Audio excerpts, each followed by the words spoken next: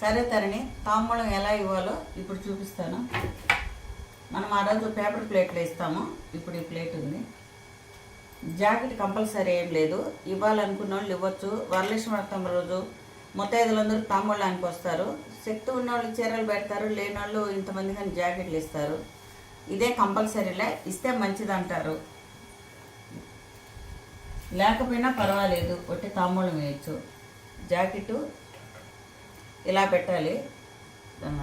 తొడాలు, తమలపాకు తొడాలు 3 ఆకులు, 2 వక్కలు, 2 పండ్లు, దక్షిణ రూపాయి 2 రూపాయలు, 2 పూలు, 2 జతలు అంటే 4 గాజులు,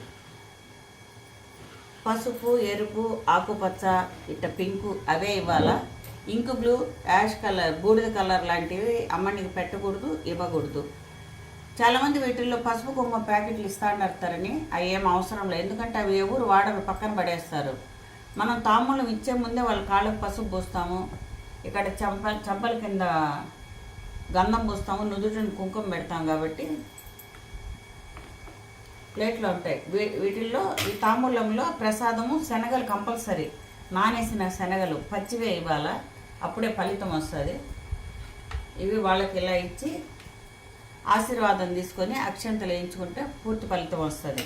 ఇవి మన పక్కే ఉండాలమ్మా. ఇవి మన పక్క ఉంటే మనము పూజ చేసి వాళ్ళకి ఇచ్చినట్టు. కానీ చాలామంది అలవాట్లో పొరపాటు ఇలా ఇస్తారు, అంటే వాళ్ళ దగ్గర మనం తీసుకున్నట్టు కాదు. ఇది సరైన పద్ధతి. మొదలు మన వైపు, ఇచ్చే వాళ్ళ వైపు ఉండాలా, తీసుకునే వాళ్ళ వైపు కొనలు ఉండాలి, అప్పుడే పూర్తి ఫలితం వస్తుంది. అంతేమ్మా. ఇంకా వీటికి అంతా పసుపులు కుంకాలు అవన్నీ అవసరంలే, వచ్చిన వాళ్ళకి ఇస్తాం కాబట్టి.